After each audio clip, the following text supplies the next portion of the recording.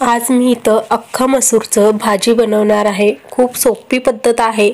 काही जास्त मसाले न वापरता आज मी इथं बनवणार आहे। तर त्यासाठी हे अख्खे मसूर घेतलेले आहेत। तर त्याला मी 1 तासासाठी भिजत घातलेलं होतं। भिजत नाही घातलं तरी चालेल।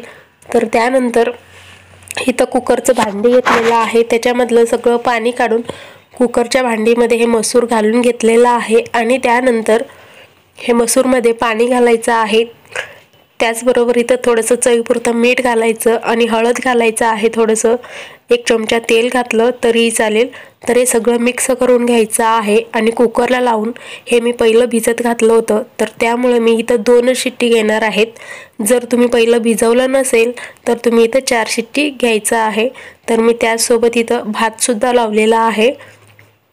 त्यानंतर आता हे कुकरला लावून 2 शिट्ट्या इथं मी काढून घेणार आहे। तर तोपर्यंत मी तिकडं कणिक आहे तो मळून ठेवलेला आहे आणि इकडं शिट्ट्या सुद्धा झालेल्या आहेत। त्यानंतर आपण आता इकडं हे टोमॅटो आहेत। 1 टोमॅटो आणि 1 कांदा मी इथं घेतलेला आहे। तर तो असं गॅसवरच भाजून घ्यायचा आहे। तर हे बघा सगळ्या बाजूने असं मी इथं चिमट्याने धरत भाजून घेत आहे। तर 1च टोमॅटो 1च कांदा मी इथं घेतलेला आहे। थोडंसं लसूण सुद्धा मी इथं घेतलेला आहे।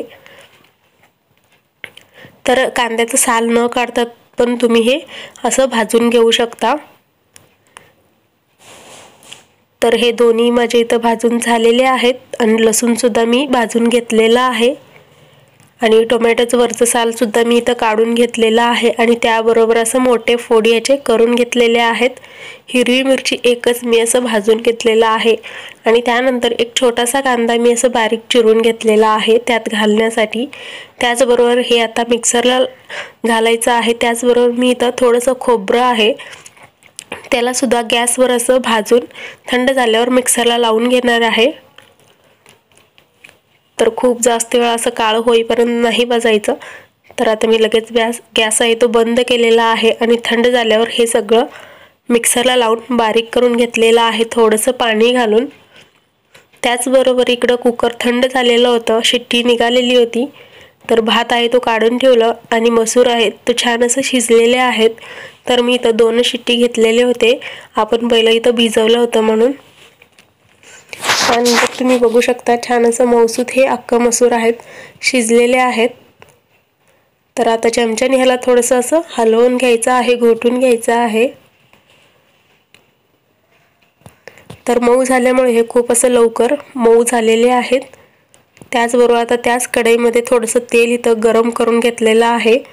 तुम्ही इथं तूप वापरलात तरी चालेल। तर तेल गरम झाल्यावरती मी इथं थोडंसं जिरा घालून घेतलेला आहे आणि त्यासोबत कांदा चिरून घेतलेला होता वेगळं।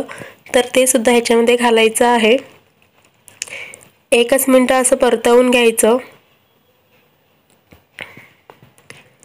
तर कांदा खूप वेळ परत न घेता थोडंसं मी इथं परतवून घेतलं।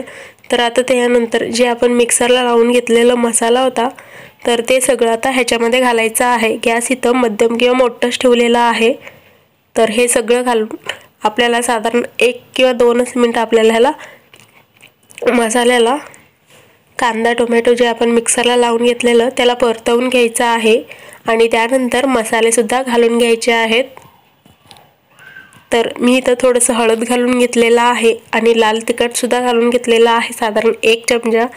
तुम्ही तिखटाचं प्रमाण कमी जास्त करू शकता। आपण ह्याच्यामध्ये 1 हिरवी मिरची सुद्धा वापरलेला आहे। त्याचबरोबर थोडंसं गरम मसाला, धना जिरा पावडर याच्यामध्ये घालायचं आहे आणि फक्त गरम मसाला इथं घातलेला आहे आणि त्याचबरोबर चवीपुरतं मीठ याच्यामध्ये घालायचं आहे आणि सगळं मसाला एकदा छान असं मिक्स करून घ्यायचं आहे आणि लगेच ह्याच्यामध्ये थोडंसं पाणी इथं घालून घ्यायचं आहे म्हणजे आपला मसाला आहे तो कढईला चिकटणार नाही। तर गॅस इथं मध्यम किंवा बारीक ठेवायचा आणि त्यानंतर ह्याला हलवून घ्यायचं आहे। तर साधारण 2 मिनिटं मी ह्याला असंच हलवून घेणार आहे म्हणजे कांदा टोमॅटो लसणाचा जे काही वास आहे तो निघून जाईल।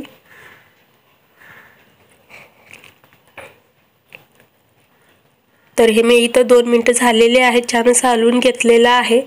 तर आता आपण जे कुकरला लावून घेतलेलं मसूर आहेत तर ते सगळं आता ह्याच्यामध्ये घालायचं आहे।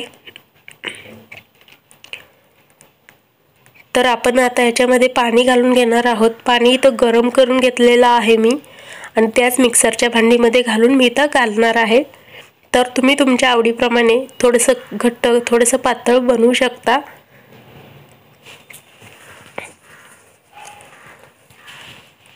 तर हे बघा मी इथं असं एवढं ठेवलेलं आहे, तेवढं घट्टही नाही आणि तेवढं पातळही नाही। तर याला इथं उकळी सुद्धा आलेली आहे। 1-2-3 मिनिटं याला मी इथं शिजवून घेणार आहे।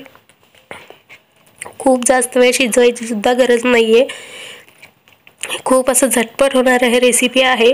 तर तुम्ही सुद्धा अशा पद्धतीने सोप्या पद्धतीने घरात नक्की बनवून बघा आणि व्हिडिओ आवडला तर लाईक शेअर सबस्क्राईब करा। तर इथं आपलं अख्खं मसूरचं भाजी बनवून तयार झालेलं आहे। तर खूप छान दिसत आहे, तुम्ही बघू शकता। हे तुम्ही चपाती कोणत्याही भाकरीसोबत हे तुम्ही खाऊ शकता किंवा भातासोबत हे तुम्ही खाऊ शकता, खूप छान लागतो आणि खूप सोपी पद्धत आहे आणि झटपट होणार आहे। आणि नंतर अजून थोडंसं मी इथं गरम मसाला घालून घेतलं आणि त्यानंतर 1 चमचा तूप मी इथं घालून घेतलेला आहे। तर आता मी इथं गॅस बंद केलेला आहे। तर इथं मसूर आहे आपलं तयार आहे।